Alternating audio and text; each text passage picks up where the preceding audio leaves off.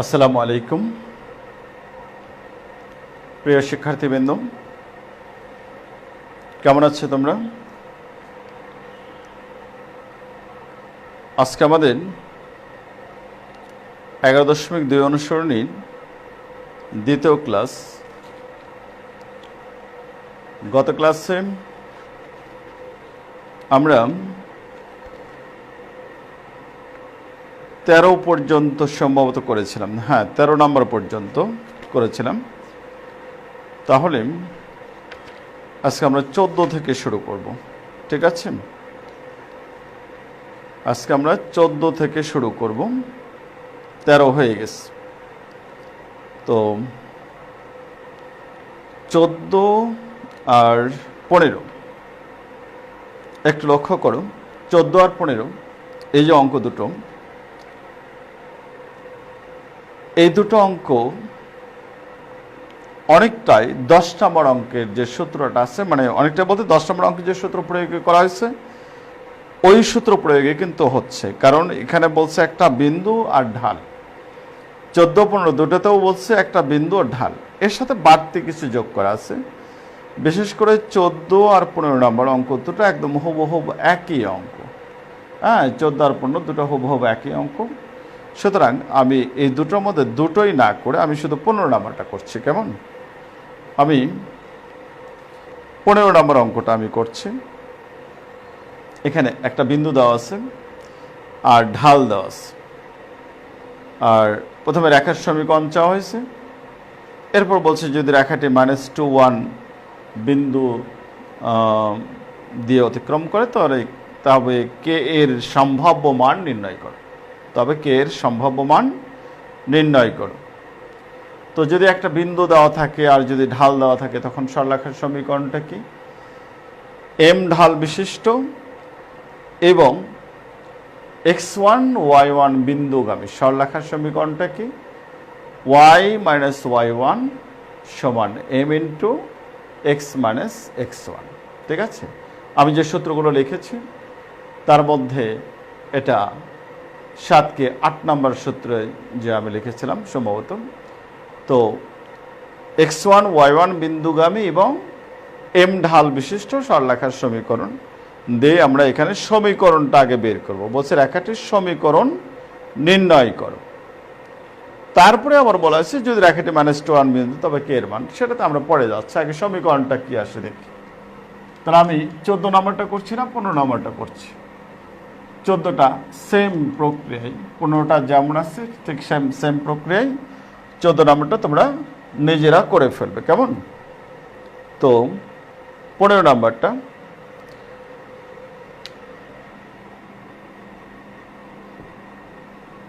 আমরা জানি, আগে ওই কথাটা আমরা লিখে নেব যে আমরা জানি x1 y1 বিন্দুগামী এবং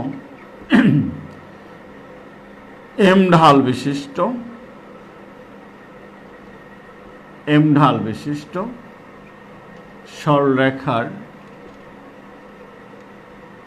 সরলরেখার সমীকরণ y - y1 সমান m × x - x1। এটা হলো সূত্র। m ঢাল বিশিষ্ট এবং x1 y1 বিন্দু দিয়ে যদি যায় কোনো সরলরেখা, তাহলে সেই সরলরেখার সমীকরণটা হবে y - y1 সমান m × x - x1। এখন এখানে তাহলে কি দেওয়া আছে? অতএব এখানে বিন্দুটা দেওয়া আছে হলো k² 2k। তাহলে k² 2k বিন্দুগামী এবং 1/k ঢাল বিশিষ্ট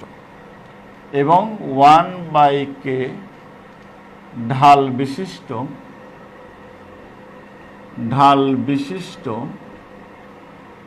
সরলরেখার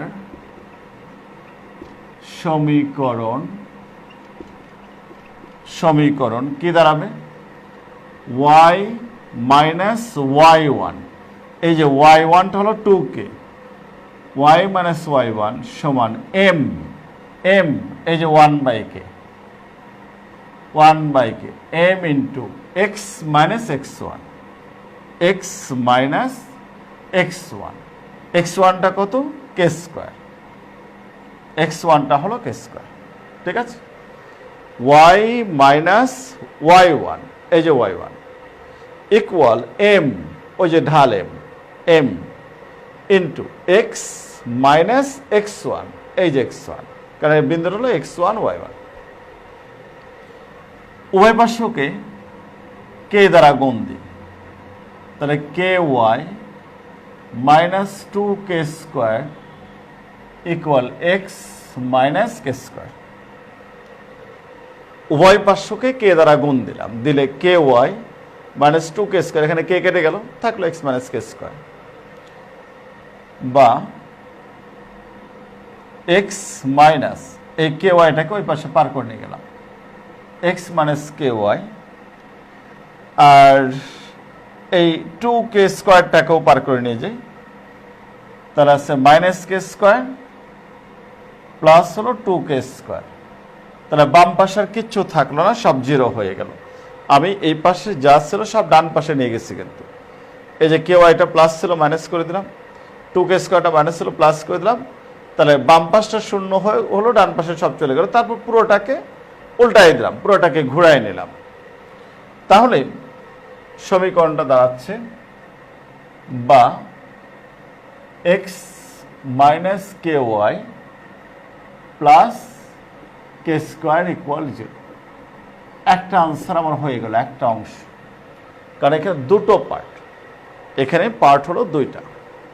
প্রথমে বলছে এত বিন্দুগামী এবং 1/k ঢাল বিশিষ্ট রেখার সমীকরণ নির্ণয় করে, তো নির্ণয় করলাম, সমীকরণটা নির্ণয় করলাম। এখন বলছে যে এই রেখাটা যদি -2 1 বিন্দু দিয়ে যায়, তো এই রেখাটা -2 1 বিন্দু দিয়ে যাবে মানে কি? -2 1 বিন্দুটা এই সমীকরণকে সিদ্ধ করবে, যেহেতু এই রেখাটা -2 1 বিন্দু দিয়ে যায়, তার মানে -2 1 বিন্দুটা এই রেখার উপর অবস্থিত, তার মানে -2 1 বিন্দুটা এই সরলরেখাকে সিদ্ধ করবে। তাহলে -2 1 বিন্দুটা এখানে বসায় দাও, -2 1 বিন্দুটা এই সরলরেখার সমীকরণে বসায় দাও। এখানে 1 নং সমীকরণ দিলাম। যেহেতু 1 নং সরলরেখাটি -2 1 বিন্দু দিয়ে যায়, আর -2 1 বিন্দু দিয়ে যায় মানেই হলো -2 1 বিন্দুটা এই সরলরেখাকে স্যাটিসফাই করে, এই সরলরেখাকে সিদ্ধ করে, তাহলে -2 1 বিন্দুটা এই সরলরেখার সমীকরণে বসিয়ে পাই। অতএব -2 1 বিন্দুটি 1 নং সমীকরণে বসিয়ে পাই। 1 নং সমীকরণে বসায় দিলে কি আসবে? -2 1, তার মানে x টা হলো -2, y টা হলো 1, x টা হলো -2 আর y টা হলো 1, -2 1, -2 y টা হলো 1, এই যে x হলো -2 y হলো 1, তাহলে -2 k × 1 প্লাস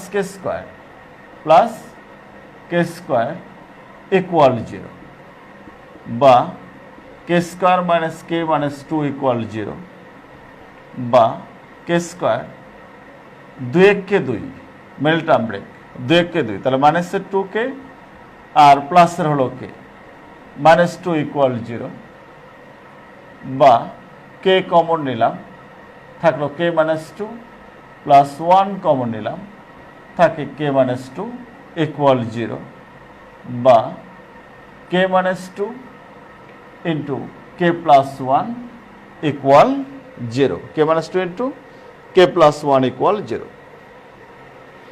তাহলে অতএব k -2 ইকুয়াল 0 অথবা k প্লাস 1 ইকুয়াল 0।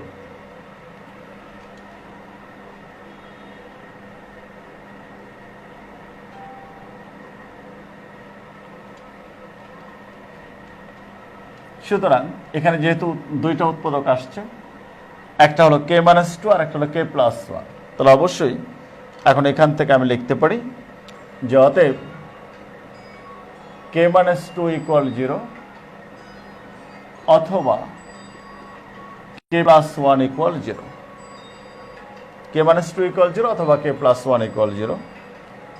অতএব K equal to K equal হলো মাইনাস ওয়ান। অতএব কে এর মান 2 অথবা মাইনাস ওয়ান। এখানে কে এর মানটা চাওয়া হয়েছে, এখানে কে এর মানটা চাওয়া হয়েছে। সুতরাং কে এর মানটা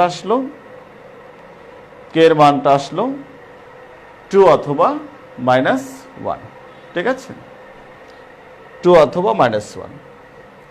দেখো বুঝলে কিনা, আমি আবারও বলছি যে এখানে বলছে যে কে স্কোয়ার 2 কে বিন্দুগামী এবং 1/k।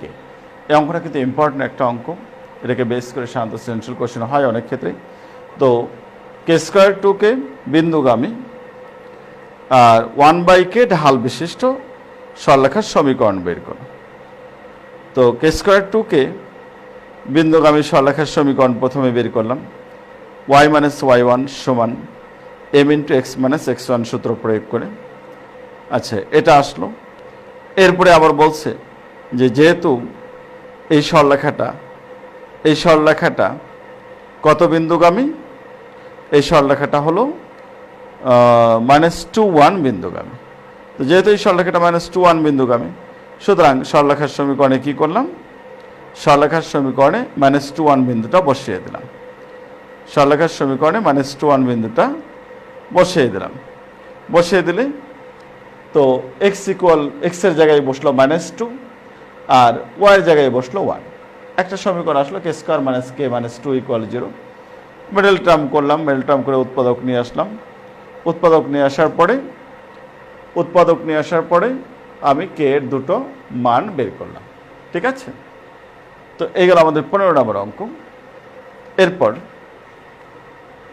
16 নম্বর, একটি রেখা -2 3 বিন্দু দিয়ে যায় এবং এর ঢাল হাফ।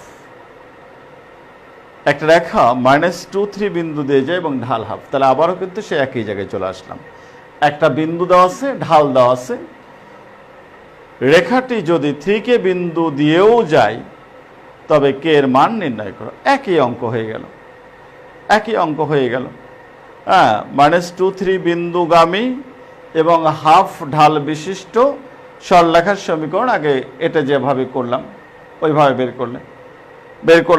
করে ওখানে 3k বিন্দুটা বসায়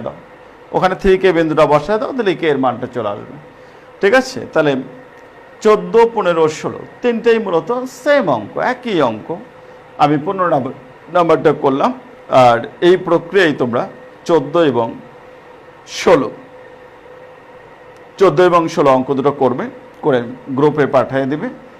আমি চেক করে দেব যে অঙ্কগুলো হলো কিনা, অথবা যেটা পোস্ট করা থাকবে গ্রুপে সেটার সাথে তোমরা মিলাই নেবে তোমাদের অঙ্কটা হলো কিনা। আর একটা কথা বলা আবশ্যক যে আমি যেগুলো হোমওয়ার্ক দিচ্ছি এগুলো তুমি পারবে এমন কিন্তু কথা নেই। যদি কোনো অঙ্ক তোমার না পারা থাকে, যদি কোনোটা না পারো, তাহলে আমার গ্রুপে তুমি পোস্ট করবে যে স্যার আমি এই অঙ্কগুলো পারি নাই। পরের ক্লাসে আমি কিন্তু সেটা নিয়ে আগে আলোচনা করব, তারপরে আমরা অন্য সমস্যায় যাব। ঠিক আছে, কাজে না পারলে সমস্যার কিছু নেই, সেটা আবার আমাকে জানাবে, সেটা আমি আলোচনা করব। এখন তাহলে আমি 17 নম্বর অঙ্কটাতে যাচ্ছি। 17 নম্বর অঙ্কটা, 3 ঢাল বিশিষ্ট একটি রেখা -16 বিন্দু দিয়ে যায়। 3 ঢাল বিশিষ্ট একটি রেখা -16 বিন্দু দিয়ে যায়। তার মানে এখানেও কিন্তু আবার ওই কথাটাই চলে আসছে, ঢাল আছে, একটা বিন্দু আছে। হ্যাঁ, তো এক্স অক্ষকে ওই একই রেখা, যে রেখাটা ঢাল 3, যে রেখাটা -16 বিন্দুগামী, সেই রেখাটা এক্স অক্ষকে বি বিন্দুতে ছেদ করে। ওই রেখাটা এক্স অক্ষকে বি বিন্দুতে ছেদ। তার মানে আগে রেখার সমীকরণটা আমার দরকার। সমীকরণটা আসলে তো আমি সেখানে এক্স অক্ষে y=0 বসে বি বিন্দুর স্থানাঙ্কটা পাবো। হ্যাঁ, কারণ এক্স অক্ষে y0, তারপর y0 বসাই দিলে আমি এক্স অক্ষকে যে বিন্দুতে ছেদ করছে সেই বিন্দুর স্থানাঙ্কটা পাবো, মানে বি বিন্দুর স্থানাঙ্ক পাবো। এ বিন্দুগামী অন্য একটি রেখা এক্স অক্ষকে এ বিন্দু দিয়ে যায় আরেকটা রেখা যেটা এক্স অক্ষকে সি অফ 2 0 বিন্দুতে ছেদ করে। তো আমরা এখানে তিনটা বিন্দু পাচ্ছি এ বি সি, যার মধ্যে এ জানা আছে, বিও জানা আছে, শুধু সিও জানা আছে, শুধু বিটা বের করতে হচ্ছে। এরপরে বলছে এ বি ও এসি রেখার সমীকরণ বের করো। আচ্ছা, এসিতে আমি যেতে পাচ্ছি কারণ দুইটা বিন্দুই জানা আছে, সরাসরি এসির সমীকরণ পাচ্ছি। আমি এবি রেখার সমীকরণও পাচ্ছি, এবি রেখার সমীকরণও পাচ্ছি কারণ এখানে ঢাল এবং বিন্দুটাও জানা আছে।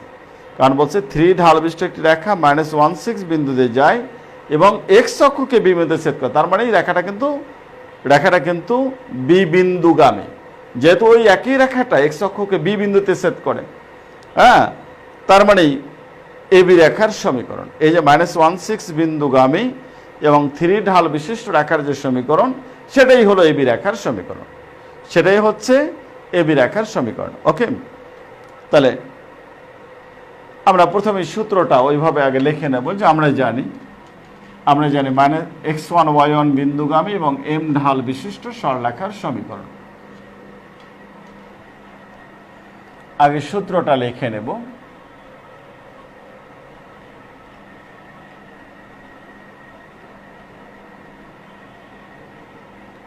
তাহলে আমি এখন করছি হলো 17 নম্বর অঙ্কটা। 17 নম্বর, আগে সূত্রটা আমরা লিখে নিই যে আমরা জানি কি বলে এম ঢাল বিশিষ্ট এবং x1 y1 বিন্দুগামী সরলরেখার সমীকরণ।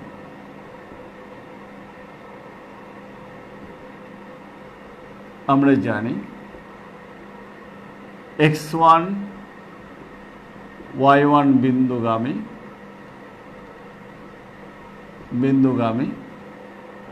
ও এম ঢাল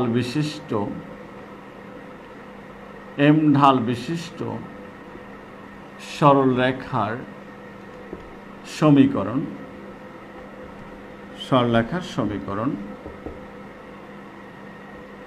y মাইনাস y1 সমান m into x minus x1। আগে আমি সূত্রটা লিখে নিলাম, আগে লিখে নিলাম। তাহলে অতএব 3 ঢাল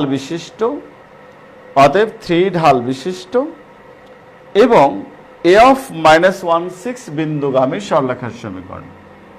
অতএব 3 ঢাল বিশিষ্ট, এর হচ্ছে 17 ক নাম্বার, আমরা ক নাম্বারটা করছি।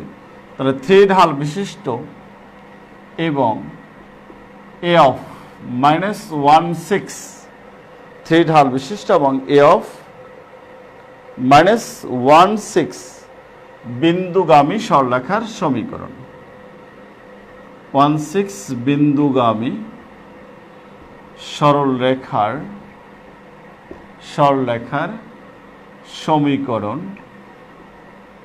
সরলরেখার সমীকরণ y মাইনাস y1টা এখানে আমার কত, এখানে আমার y1টা কত, এই যে y1 x1 y1, তাহলে y1টা হলো 6 ইকুয়াল mটা কত 3, এই যে ঢাল 3 equal m into x minus x1টা কত, এই যে -1 কারণ x1 y1, তাহলে x -1 অর্থাৎ x প্লাস 1, -1 সে প্লাস হয়ে গেল। আমি এক লাইনেই করে ফেললাম। তো y minus 6 equal 3x plus 3, তাহলে 3x আর ওয়াইটাকে ওই পাশে নিয়ে যাও মাইনাস ওয়াই, সবগুলোই নিলাম, প্লাস 3 প্লাস 6 ইকুয়াল 0। আমি সবগুলো কিন্তু বাম পাশ থেকে ডান পাশে নিয়ে গেছি, সবগুলোকে আমি ডান পাশে নিয়ে গেছি। এই যে প্লাস ওয়াই ছিল মাইনাস ওয়াই করে দিচ্ছি, -6 প্লাস 6 করে দিচ্ছি, তার মানে ডান পাশে সব চলে গেল, বাম পাশটা শূন্য হলো, তারপর সমস্তটাকে একবারে ঘুরাইয়ে দিলাম। তাহলে এখানে আসলো 3x minus Y plus 9 equal 0। এটাই কিন্তু এ বি সরলরেখার সমীকরণ। কারণ বলছে এই রেখাটা এক্স অক্ষকে বি বিন্দুতে ছেদ করে, তাহলে এ বিন্দু দিয়ে যায়, আবার এক্স অক্ষকে বি বিন্দুতে ছেদ করে, তার মানে এই রেখাটাই হলো এবি সরলরেখার সমীকরণ। অতএব এবি সরলরেখার সমীকরণ হচ্ছে 3x - y + 9 = 0। এটা একটা আনসার আমার আসলো। এরপরে ক নম্বরে আরো একটা চাইছে, এসি রেখার সমীকরণ। এখানে এ এবং সি দুটো বিন্দুর স্থানাঙ্ক আমার জানা আছে। হ্যাঁ, অন্য একটি রেখা এক্স অক্ষকে সি অফ 2 0। এখন এক্স অক্ষকে না ওয়াই অক্ষকে সেটা আমার দরকার নেই, মূল কথা আমার সি বিন্দুর স্থানাঙ্ক জানা আছে, এ বিন্দুর স্থানাঙ্ক জানা আছে। যখন দুইটা বিন্দুর স্থানাঙ্ক জানা থাকে তখন সমীকরণটা কি? y - y1 / y1 - y2 = x - x1 / x1 - x2, যখন x1 y1 এবং x2 y2 বিন্দুগামী হয় কোন সরলরেখা। ঠিক আছে, তো এখন আমার এ বিন্দু এবং সি বিন্দু দুটো বিন্দুর স্থানাঙ্ক জানা আছে, সুতরাং এসি সরলরেখার সমীকরণ। আবার x1 y1 ও x2 y2 বিন্দুগামী সরলরেখার সমীকরণ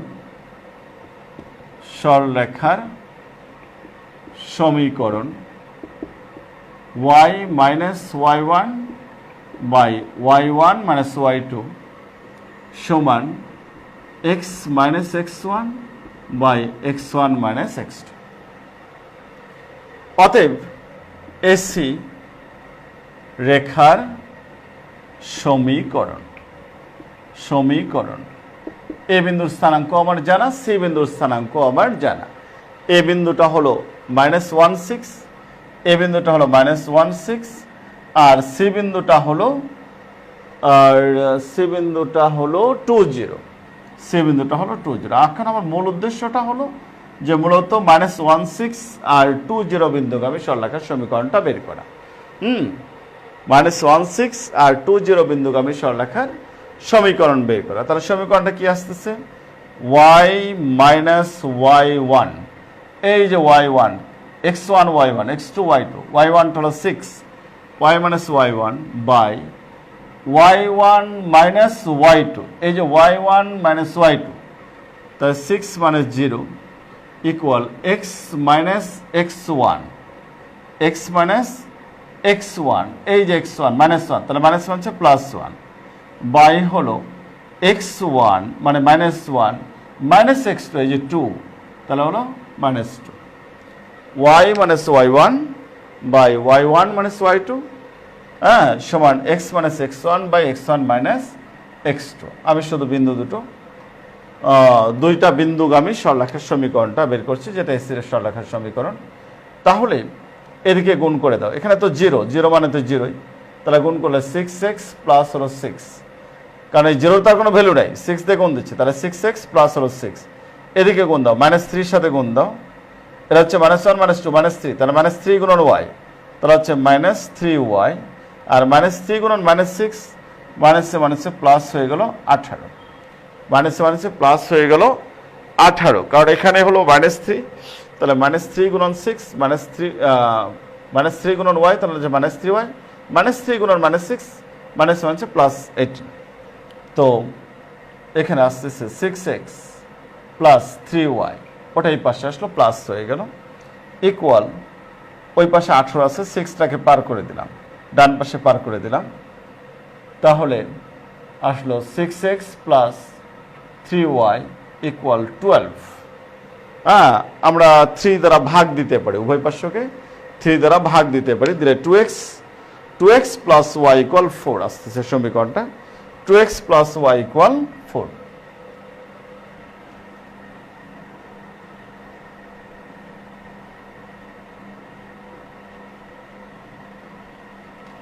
তাহলে এসি সরলরেখার সমীকরণটা আমরা পেয়ে যাচ্ছি। এসি সরলরেখার সমীকরণটা আমি পাচ্ছি, সেটা হচ্ছে যে 3 দ্বারা ভাগ দিচ্ছি, 3 দ্বারা ভাগ দিলে 6কে 3 দ্বারা ভাগ দিলে 2, তাহলে 2x, আর এখানে 3 দ্বারা ভাগ দিলে থাকলো y, এখানে 3 দ্বারা ভাগ দিলে থাকলো 4। এই একটা আনসার গেল। এবি রেখার সমীকরণ একটা গেছে, এসি রেখার একটা গেল। এখন এবি রেখার সমীকরণটা কত ছিল, ওই সমীকরণটা তো মুছে ফেললাম। আচ্ছা, আমি বইয়ের আনসার দেখে এ করে নিচ্ছি। সময়টা কত ছিল আমার খেয়াল নেই। সমীকরণটা আসছিল হচ্ছে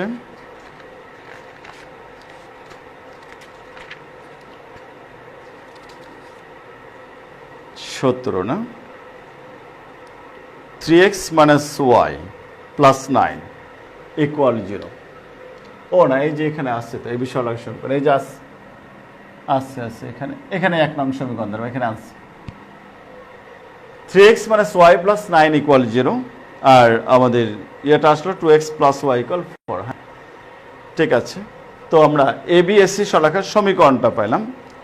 এখন এই যে বলছে যে এবি সরলরেখাটা এক্স অক্ষকে বি বিন্দুতে ছেদ করে, তাহলে যেহেতু এবি সরলরেখা অর্থাৎ 1 নং সরলরেখাটা এক্স অক্ষকে বি বিন্দুতে ছেদ করে, সুতরাং বি বিন্দুর কি কোটি ওয়াই সমান 0, কারণ এক্স অক্ষে ওয়াই 0। তো কথাটা এইভাবে লিখি যে যেহেতু 1 নং সরলরেখাটি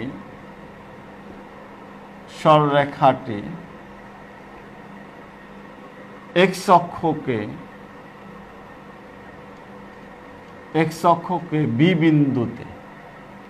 বি বিন্দুতে ছেদ করে, অতএব বি বিন্দুর, কারণ এক্স অক্ষে ওয়াই 0, আমি প্রথম সূত্রগুলো যখন লিখছি তখনই আমি বলেছি এক্স অক্ষে ওয়াই 0, ওয়াই অক্ষে এক্স 0। তাহলে যেহেতু এক্স অক্ষকে বি বিন্দুতে ছেদ করে, তাহলে বি বিন্দুর কোটি ওয়াই সমান 0, বি বিন্দুর কোটি ওয়াই সমান হচ্ছে 0, বি বিন্দুর কোটি ওয়াই সমান 0। এটা আমাদের ক কিন্তু গেছে, এটা খ শুরু হয়ে গেছে, এখান থেকে খ শুরু হয়েছে। তো এখন y = 0 1 নং সমীকরণে বসাও, এই যে 1 নং সরলরেখার সমীকরণে y = 0 বসাও। অতএব সমীকরণ 1-এ y = 0 বসিয়ে পাই, y = 0 বসালে কি আসবে, 3x - 0 + 9 = 0, বা 3x = -9, অতএব x = -3। x এর মান আসলো -3। হ্যাঁ, x এর মান আসলো -3। তার মানে বি বিন্দুর স্থানাঙ্কটা দাঁড়ালো -3 0, x -3 আর ওয়াইটা তো 0। তাহলে অতএব বি বিন্দুর স্থানাঙ্ক -3 0। আমি বি বিন্দুর স্থানাঙ্ক পেয়ে গেলাম। এ বিন্দুর স্থানাঙ্ক তো দেওয়াই আছে, সি বিন্দুর স্থানাঙ্কও দেওয়া আছে। এখন 3টা বিন্দুর স্থানাঙ্ক দেওয়া আছে, চাচ্ছে এবিসি ত্রিভুজের ক্ষেত্রফল। একটা জিনিস মনে আসছে কিনা, আমি 11.2 করার সময় বারবারই বলছি, যখন এই ক্ষেত্রফল চাবে তুমি বিন্দুগুলো বসায় চিত্রটা আঁকতে বাধ্য। এক্ষেত্রে চিত্রটা অবশ্যই আঁকতে হবে, চিত্রটা অপরিহার্য। কারণ চিত্র না আঁকলে আমরা ওটা ক্লকওয়াইজ না অ্যান্টি ক্লকওয়াইজ হয়ে গেল আমি তো বুঝবো না। এই জন্য চিত্রটা আঁকতে হবে, এবং চিত্রটা অবশ্যই গ্রাফ পেপারে আঁকবে, গ্রাফ পেজে আঁকবে। এমনি তোমার পরীক্ষার খাতার মধ্যে আন্দাজ করে আঁকবে না, গ্রাফ পেজের মধ্যে চিত্রটা আঁকবে। তাহলে এখন আমরা এই বিন্দুগুলো বসাই দিই, দিয়ে দেখি ত্রিভুজটা কি ধরনের ত্রিভুজ আসে, মানে বিন্দুগুলো কোন দিকে ঘোরে।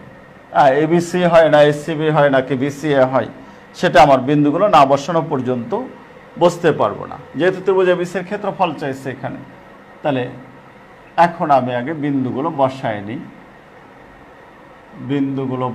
দিই,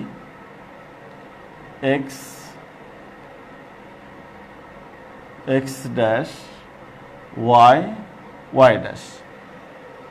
এ বিন্দুটা হলো -1 -1 এর জন্য হলো 6, একটা আন্দাজ করে আমি নিচ্ছি, আমার এখানে তো গ্রাফ পেজ নেই। -1 6, তারপরে হলো বি বিন্দুটা হলো -30, এই যে -30, -1 -2 -3 -3 0, এটা হলো a, এটা হলো -1 6, a of -1 6, আর এটা হলো b, এটা হলো -3 0, -3 0, আর c হলো 2 0, c হলো 2 0, এই হলো c, এর স্থানাঙ্ক হলো 2 0। এখন আমরা বিন্দুগুলো যোগ করে দিই, দেখি ত্রিভুজটা কীরকম ত্রিভুজ আসে। এই হলো ত্রিভুজ আমার এ বি সি, ঠিক আছে, ক্রমানুসারেই আছে, ঘড়ির কাঁটার বিপরীত ক্রমেই ঘটছে। এই যে এদিকে যাচ্ছে, বাম দিকে যাচ্ছে, এইভাবে ঘটছে, এইভাবে ঘড়ির কাঁটার বিপরীত ক্রমে অ্যান্টি ক্লকওয়াইজ ঘটছে। এবিসি, এবিসি, তাহলে ত্রিভুজ এবিসি এর ক্ষেত্রফল, ত্রিভুজ এবিসি এর ক্ষেত্রফল এখন আমি বের করব। অতএব ত্রিভুজ এবিসি এর ক্ষেত্রফল, যদিও ক্ষেত্রফল নির্ণয়ের আরও পদ্ধতি আছে, এটাই সবচেয়ে সহজ পদ্ধতি, বিন্দুগুলো দিয়ে সরাসরি করাটাই হলো সবচেয়ে সহজ পদ্ধতি, হাফ। তাহলে এ হলো -1 6, বি হলো -3 0, সি হচ্ছে 2 0, তারপর আবার -1 6 নিলাম বর্গ একক। গুণের পদ্ধতি অবশ্যই তোমাদের মনে আছে, 11.2 তোমরা গুণগুলো করছো, এই ধরনের ক্ষেত্রফল বের করছো। ত্রিভুজের বহুভুজের 0 0, প্রথমটাও 0, পরেরটাও 0, এরপরে হলো 6 দুগুণে 12, 6 দুগুণে 12, আবার দেখাচ্ছি 0 0, এই 6 দুগুণে 12, এরপর এই দিকে যাও, উল্টা দিকে -18, তাই এদিকে তো মাইনাস দিয়ে গুণ দেবো, তাহলে +18, এদিকে একটা মাইনাস দিয়ে গুণ দেবো, তাহলে হলো +18, তারপরেরটা হলো 0, এরপরেরটাও হলো 0, বর্গ একক সমান হাফ ইন্টু 12 আর 18 হলো 30 বর্গ একক সমান 15 বর্গ একক। তাহলে ত্রিভুজ এবিসি এর ক্ষেত্রফল আসলো 15 বর্গ একক। দেখো আমি এবি এর সমীকরণ বের করছি ক নাম্বারে, তারপরে এসি এর সমীকরণ বের করছি, এরপর ত্রিভুজ এবিসি এর ক্ষেত্রফল নির্ণয় করলাম। এখান থেকে তোমাদের হোমওয়ার্ক কিন্তু থাকলো 14 16, ঠিক আছে, 14 এবং 16। এবার 18 নম্বর অঙ্কে যাচ্ছি, 18 নম্বর অঙ্কে যাচ্ছি। দেখাও যে এত এত রেখাদ্বয় পরস্পর ছেদ করে না, পরস্পর ছেদ করে না। রেখাদ্বয় চিত্র একে ব্যাখ্যা করো কেন সমীকরণ দুইটির সমাধান নেই। তাহলে প্রথমে বলছি যে দেখাও যে এত তো রেখাদ্বয় পরস্পরকে ছেদ করে না, এরপর বলছি রেখাদ্বয়ের চিত্রকে ব্যাখ্যা করো কেন সমীকরণ দুইটির সমাধান নেই। এখন দুইটা সমীকরণের সমাধান কখন থাকবে না? দুইটা সমীকরণের সমাধান কখন থাকবে না? যদি দুইটা রেখা, ওই দুটো রেখা পরস্পর সমান্তরাল হয়। দুইটা সরলরেখা যদি সমান্তরাল হয় তখন তাদের কোনো সমাধান থাকার প্রশ্ন আসে না। কেন আসে না? কারণ সমাধানটা কি? দুটো সমীকরণকে সমাধান করে আমি যে একটা বিন্দু পাই, ওই বিন্দুটা কি? আসলে ওই বিন্দুটা হলো ওই সরলরেখা দ্বয়ের ছেদ বিন্দু। এই সরলরেখা দ্বয়, এই সরলরেখা দ্বয় যদি একটা বিন্দুতে ছেদ করে, তাহলে এই ছেদ বিন্দুর স্থানাঙ্কটাই হলো এই দুটো সমীকরণের সমাধান। ছেদ বিন্দুর স্থানাঙ্কটাই হলো এই দুটো সমীকরণের সমাধান। তো এখানে দুটো সমীকরণ দেওয়া আছে, 18 নম্বর অঙ্ক, এখানে দুটা সমীকরণ দেওয়া আছে। বলছে, আগে বলছে যে দেখাও যে রেখাদ্বয় পরস্পর ছেদ করে না। রেখাদ্বয় পরস্পরকে ছেদ করে না।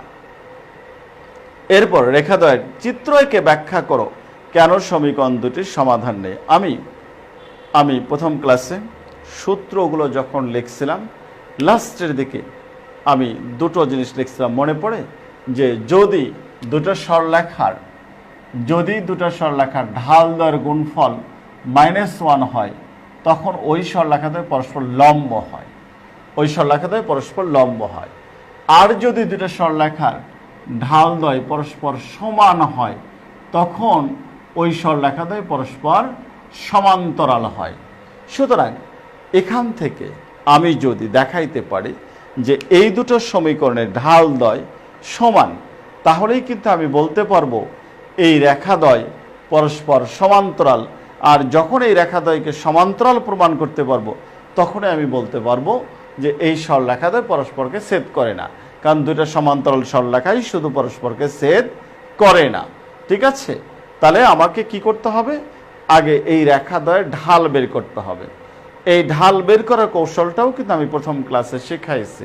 কিভাবে একটা সরলরেখার ঢাল বের করার কৌশল কি, সরলরেখাটাকে আগে y = mx + c এই ফরম্যাটে নেব, নিয়ে আমি m এর মানটা নিয়ে আসবো, তাহলে ওই m এর মানটাই হবে ঢাল। দেখা যাক, তাহলে এখান থেকে আমি আগে ঢাল দুটো বের করে নিই।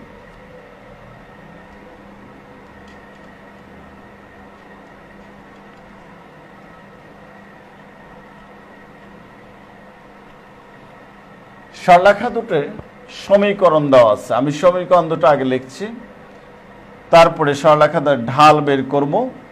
এরপর ঢালদ্বয় যদি সমান আসে তাহলে প্রমাণিত হবে সরলরেখাদ্বয় সমান্তরাল, আর সরলরেখাদ্বয় সমান্তরাল প্রমাণিত হলেই আমি বলতে পারবো যে রেখাদ্বয় পরস্পরকে ছেদ করে না, কারণ দুটো সমান্তরাল সরলরেখা পরস্পরকে ছেদ করে না। তো দেওয়া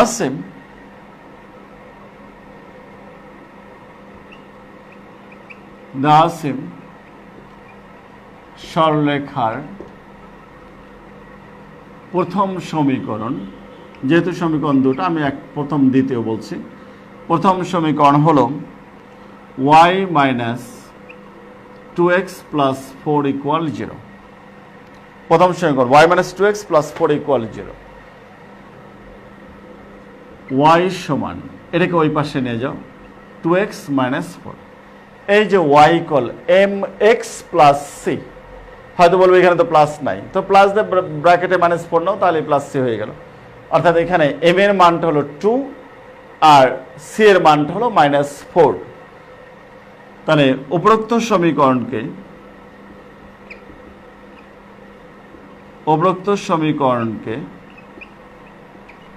y = mx + c সমীকরণের সাথে, যদিও এত কথা না লিখলেও চলে, তবু লিখে দিচ্ছি বোঝার সুবিধার্থে, সমীকরণের সাথে তুলনা করে পাই রেখাটির ঢাল m1 = 2। m1 বললাম এই জন্য যে প্রথম রেখা, তাই m1, দ্বিতীয় রেখার ক্ষেত্রে বলবো m2। রেখাটির ঢাল m1 = 2। এবার দ্বিতীয় সরলরেখার সমীকরণে যাই। সরলরেখার দ্বিতীয় সমীকরণ, 3y = 6x + 10। আবার সরলরেখার দ্বিতীয় সমীকরণ দ্বিতীয়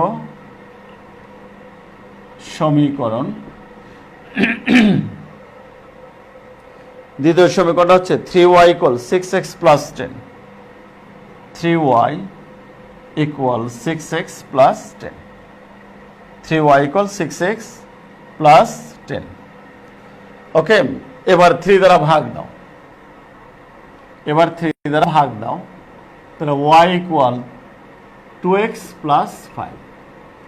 y পাশকে 3 দ্বারা ভাগ দাও, 3 দ্বারা ভাগ দিলে 5 না, 10/3।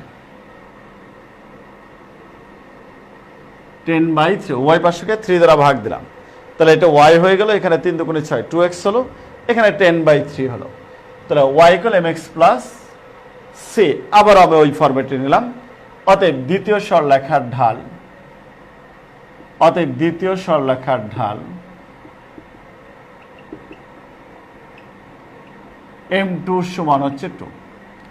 এই যে ঢালদ্বয় পরস্পর সমান, m1 = m2, তাহলে রেখাদ্বয় পরস্পর সমান্তরাল। যেহেতু m1 = m2 = অতএব সরলরেখাদ্বয় পরস্পর সমান্তরাল। এখন যেহেতু সরলরেখাদ্বয় পরস্পর সমান্তরাল, অতএব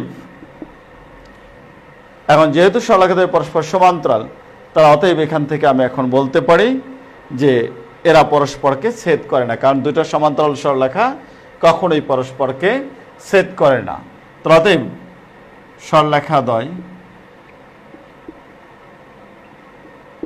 সরলরেখাদ্বয় পরস্পরকে ছেদ করে না। তারা সমান্তরাল বিধায় তারা পরস্পরকে ছেদ করে না। দেখাও যে বলছে, তো দেখানো হয়ে গেল, একটা অংশ আমার শেষ হলো, দেখানো হয়ে গেল। এরপরের ক্ষেত্রে বলছে চিত্র এঁকে ব্যাখ্যা করো। তার মানে দুটো সরলরেখারই চিত্র আঁকতে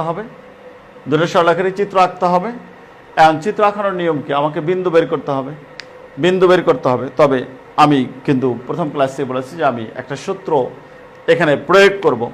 আমি বিন্দু বের করব না, আমি এখানে x/a প্লাস y/b = 1 এই সূত্রটা অ্যাপ্লাই করব। এটা মোস্ট ইম্পর্ট্যান্ট একটা সূত্র সরলরেখার। এই সূত্রটা প্রয়োগ করে আমরা খুব সহজে বিন্দু বের না করেই আমরা সরলরেখার চিত্রটা খুব সহজে আঁকতে পারি। কিভাবে দেখো, কিভাবে আমরা বিন্দু বের না করে সরলরেখার চিত্র আঁকতে পারি এই সূত্রটাকে ব্যবহার করে। আমার প্রথম সরলরেখার সমীকরণ ছিল যে y - 2x + 4 = 0। এই সমীকরণটাকে আমি এই ফরম্যাটে নিয়ে আসব। তাহলে এটা হচ্ছে আমার সেকেন্ড পার্ট। ফার্স্ট পার্ট, প্রথম অংশটা আমার হয়ে গেছে, এখানে প্রমাণ হয়ে গেছে, শর্ট লিখে দিছি। তো এখন এখানে আসো, এখান থেকে এটাকে x/a + y/b = 1 ফরম্যাটে কীভাবে নেওয়া যায়। প্রথম সমীকরণ, আবারও লিখছি যে প্রথম সমীকরণ এত, বা -2x + y = -4। 4টাকে ডান পাশে পার করে দিলাম। এখন যেহেতু এই সমীকরণটাতে দেখো ডান পাশে কি আছে? 1 আছে। তো ডান পাশে 1 পেতে হলে অবশ্যই আমাকে -4 দিয়ে ভাগ দিতে হবে। তাহলে আমি ভাগ দিচ্ছি, -4 + y/-4 = হয়ে গেল 1। আমি -4 দ্বারা ভাগ দিলাম উভয় পার্শ্বকে, যারা আমার উদ্দেশ্য ছিল ডান পাশে 1 নিয়ে আসা। তাহলে x/2 মাইনাস তো গেলই 2 প্লাস y/-4 = 1। দেখো সমীকরণটা এই ফরম্যাটে আসছে কিনা, এটার ফরম্যাটে আসছে কিনা। তাহলে সমীকরণটা এটার ফরম্যাটে আসছে। একইভাবে আমি দ্বিতীয় সমীকরণকে ওই ফরম্যাটে নেব। দ্বিতীয় সমীকরণটা কত ছিল? দ্বিতীয় সমীকরণটা হলো যে 3y = 6x + 10। 3y = 6x + 10। 3y = 6x + 10। এখন এটাকে ওই ফরম্যাটে নেওয়ার জন্য আমি 6x, এই 3y-কে ওই পাশে পার করে যাচ্ছি, -3y, আর 10-কে এই পাশে নিয়ে আসলাম, -10। তারপর পুরোটাকে ঘুরাই দিলাম।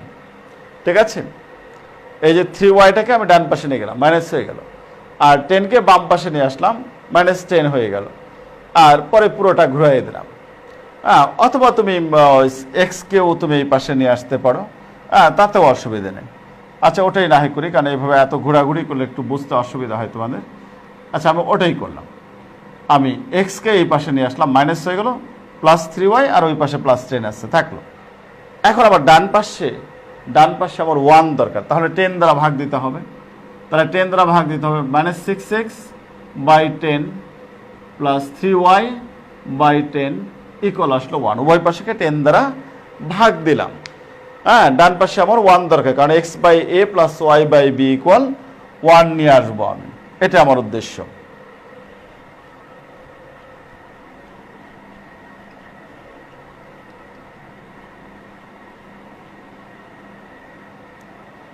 এখন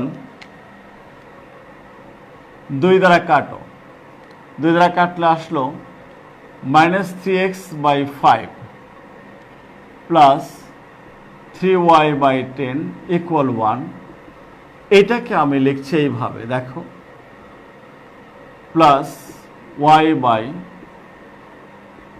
এটা কি হলো এটা দেখো একটু ভালো করে, এটা খেয়াল করে, এটা কি হলো দেখো তো। আমি এটাকে এইভাবে লিখতে পারি কিনা, এটাকে এটা থেকে আমি লিখতে পারি কিনা যে এই এক্স এর একটা 1 আসছে, গুণন 3টা উপরে গেল আর -5টা নিচে আসলো, এই যে 3x বাই -5 বা -3x বাই 5, মাইনাসটা আমি এখানেও দিতে পারি এখানেও দিতে পারি, এই যে -3x বাই 5 সেটাকে আমি এইভাবে লিখতে পারি।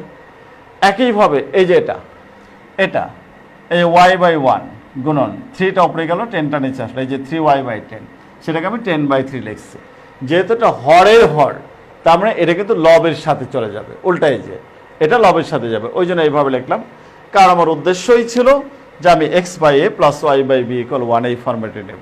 তাহলে আমি উভয় সমীকরণকে কিন্তু x by a plus y by b equal 1 ফর্মেটে নিচ্ছি।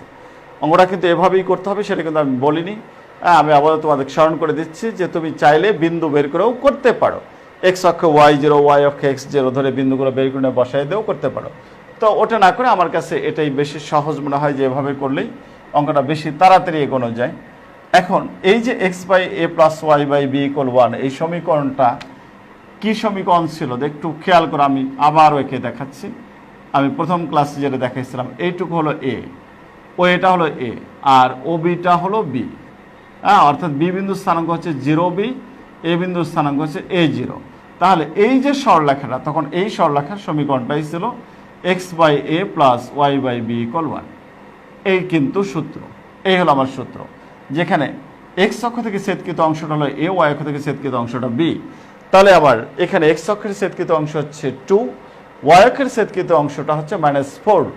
এখন এই বিন্দুগুলো আমি এখানে বসায় দেব, এই বিন্দুগুলো বসায় দেব, x x dash y y dash, x by 2, তার মানে x অক্ষ থেকে ছেদকৃত অংশটা 2, তার আমি এদিকে 2 ঘর যাচ্ছি, 1 2, এখানে গেলাম এখানে গেলাম। আর y বাই -4, তাহলে y অক্ষ থেকে হচ্ছে -4 একক, তাহলে y অক্ষ থেকে -4 একক হলে 1 2 3 4, এই যে -4 একক। তাহলে আমার প্রথম সরলরেখাটা, অর্থাৎ ওই যে প্রথম সমীকরণটা y - 2x + 4 = 0, ওই সমীকরণটার আমার লেখচিত্রটা আসতেছে এটা, লেখচিত্রটা আসতেছে এটা হচ্ছে আমার প্রথম সমীকরণের লেখ। হ্যাঁ, এটাই কিন্তু হলো y - 2x + 4 = 0, এই সমীকরণটা, এই সমীকরণের লেখচিত্র কিন্তু এটা আসলো। ঠিক আছে,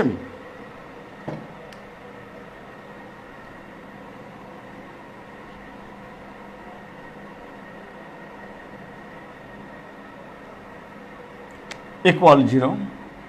এবার দ্বিতীয়টাতে যাচ্ছে, এখানে আমার x অক্ষ থেকে ছেদকৃত অংশের দৈর্ঘ্য হচ্ছে -5/3। এই 5/3 মানে কত? 5কে 3 দ্বারা ভাগ দিলে কত আসে?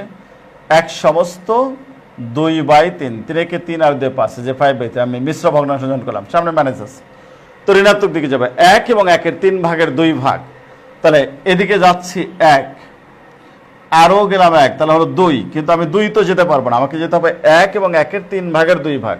তো এটাকে আমি 3 ভাগ করলাম, করে তার 2 ভাগ নিলাম, তাহলে এই বিন্দুটা আসলো, অর্থাৎ এইটাই হলো -5/3 বিন্দু, এটা হলো -5/3। আর 10/3, 10কে 3 দ্বারা ভাগ দাও, 10কে 3 দ্বারা ভাগ দাও, ভাগ দিলে কত আসে? 3 সমস্ত 1/3, তার মানে 3 যাওয়ার পর আর 1-এর 3 ভাগের 1 ভাগ যেতে পারবো, 1 2, এ হলো 3, এটা যদি 4 হয় একে আবার 3 ভাগ করো, করে তার 1 ভাগ দাও। ও, এটা তো মাইনাস, আর এটা হলো প্লাস, সরি আমি কোন দিকে যাই, এক্স অক্ষে যাচ্ছি কেন, ওটা তো ওয়াই অক্ষের দিকে যাব, তো এটা যাব ওয়াই অক্ষের দিকে, তাহলে হলো 1 2 3, এটা যদি 4 হয় তার 3 ভাগের 1 ভাগ যাব, 3 ভাগের 1 ভাগ যাব। হয়তো বলবে যে গ্রাফ পেজে আমি কিভাবে যাব, ওই গ্রাফ পেজে ছোট ছোট ঘর আছে না, গ্রাফ পেজে যে ছোট ছোট ঘর আছে, এই যে ঘরটা, এর 3 ভাগের 1 ভাগ যাবা তুমি, হ্যাঁ একটু আন্দাজ করতে হবে হয়তো, আর যদি আরো ভালো হয় যদি 3 ঘরকে একক ধরো, তো ওই ঝামেলায় যাওয়ার দরকার নেই, ওতে করে মানটা অ্যাকুরেট পাবে, কিন্তু ওটা আবার বুঝবে কিনা। ভালো হয় 3 ঘরকে 1 ধরলে। তো তাড়া করে আমি বলবো যে এই যে ক্ষুদ্রতম ঘর আছে 3 ভাগের 1 ভাগ যাবে, যে এখানে স্টপ করে দিলাম। তাহলে সরলরেখাটার সমীকরণটা আসবে এইভাবে, এখান থেকে সরলরেখাটার সমীকরণটা আসবে এইভাবে। আমি এখানে হাত আন্দাজে আঁকছি, ফলে হয়তো পুরোপুরি সমান্তরাল আসেনি, একটু বাঁকে গেছে, কিন্তু যখনই তুমি গ্রাফ পেজে করবে অবশ্যই দেখবে যে একদম সমান্তরাল হয়ে গেছে সরলরেখাদ্বয়, সরলরেখাদ্বয় সমান্তরাল হয়ে গেছে। তো এখানে প্রশ্নে কি বলছে? প্রশ্নে বলছে যে চিত্র এঁকে ব্যাখ্যা করো কেন সমীকরণ দুটির সমাধান নেই। তাহলে চিত্র আঁকলাম, এবার ব্যাখ্যাটা দেব যে লেখো চিত্র হইতে দেখি যে সরলরেখাদ্বয় পরস্পর সমান্তরাল, তাই সমীকরণ দ্বয়ের কোনো সমাধান নেই। কারণ সমাধান তো তারই থাকবে যারা ছেদ করবে। সমাধান তো ওই বিন্দুটা যেটা হচ্ছে সরলরেখাদ্বয়ের ছেদ বিন্দু। যে সরলরেখাদ্বয় ছেদই করলো না, তার আবার সমাধান কি? তার সমাধান থাকার তো প্রশ্ন আসে না। সুতরাং আমরা চিত্র আঁকলাম, এটা হচ্ছে এখন ব্যাখ্যাটা দিয়ে দেব যে লেখচিত্র হইতে দেখি যে সরলরেখাদ্বয় পরস্পর সমান্তরাল, অতএব সরলরেখাদ্বয়ের কোনো এ কারণেই সরলরেখাদ্বয়ের কোনো সমাধান নেই, এ কারণেই সরলরেখাদ্বয়ের কোনো সমাধান নেই। তাহলে তোমাদের হোমওয়ার্ক থাকলো হচ্ছে আজকের জন্য, তোমাদের হোমওয়ার্ক থাকলো 14 এবং 16 দুটো অঙ্ক, 14 এবং 16 দুটো অঙ্ক, দুটোই একদম 15 নম্বর অঙ্কের সেম। আশা করি হোমওয়ার্কগুলো তোমরা নিয়মিত করবে, আর প্র্যাকটিসগুলো নিয়মিত করবে। নিয়মিত মানে দিনের শেষ না করলে কিন্তু সব যখন জমায়ে ফেলবে একসাথে, তখন কিন্তু আর বুঝবে না। তুমি যদি মনে করো যে আমি সবগুলো ক্লাস একসাথে দেখে একসাথে সব বুঝবো, এটা আসলে হয় না। দিনের শেষ করতে হয়। আশা করি তোমরা প্র্যাকটিসটা ভালোভাবে করবে। সবাই ঘরে থাকবে, সুস্থ থাকবে। সবার সুস্বাস্থ্য কামনা করে শেষ করছি আজকের মতো। আল্লাহ হাফিজ।